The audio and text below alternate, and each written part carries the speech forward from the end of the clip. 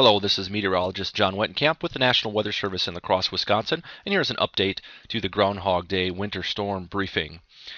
Winter storm warnings remain in effect for much of the area, and also we have blizzard warnings in effect right along and west of the Interstate 35 corridor across southern Minnesota and northwest Iowa. We're expecting periods of heavy snow to continue through this afternoon with some blowing and drifting snow in open areas, especially as the snow continues to accumulate here this afternoon. Visibility will be reduced to around 0 at times. So dangerous travel conditions are occurring. We're seeing heavy snowfall rates of around 2 inches plus per hour under the heavier band of snow. Visibility has been reduced to near 0 at times in the heaviest snow bands, and some blowing and drifting snow will become more of a concern, especially this afternoon, as winds start to increase across the open areas west of the Mississippi River.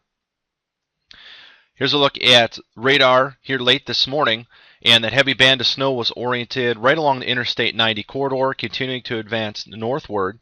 There is some concern with some drier air working up through southern Iowa. We're going to have to keep a close eye on that. That drier push of air could reduce the snowfall totals, especially across extreme northeast Iowa into southwest Wisconsin. So we're keeping a close eye on that, and you may see some adjustments here to snowfall totals as we get through the afternoon hours.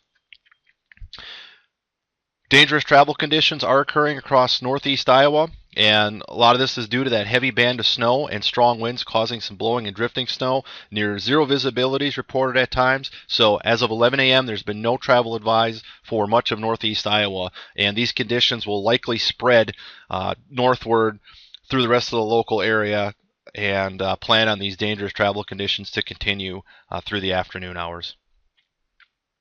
So for snowfall totals, we're looking at accumulations of 4 to as much as 12 inches. The higher accumulations are expected mainly from the Rochester area up through Eau Claire into north central Wisconsin, where you could see accumulations of as much as 12 inches. Further to the south, in this red shaded area, we could see more of a wintry mix, and with that drier push of air working into the local area, we could see a reduction in those snowfall totals, even from what's displayed here.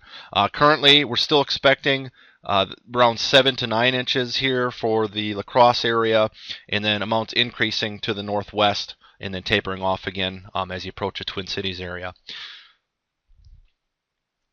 So with that wintry mix, we could see some minor ice accumulations, expecting around a couple hundredths inch of icing as the snow switches over to freezing rain this afternoon into this evening. So risk level and impacts, the highest impacts will be from the heaviest snow, and also blowing and drifting. That'll become more of a concern. And also we can't rule out some icy travel at times, especially across northeast Iowa into southwest Wisconsin. Thanks for listening. Be sure to check back with us often today for updates on this winter storm.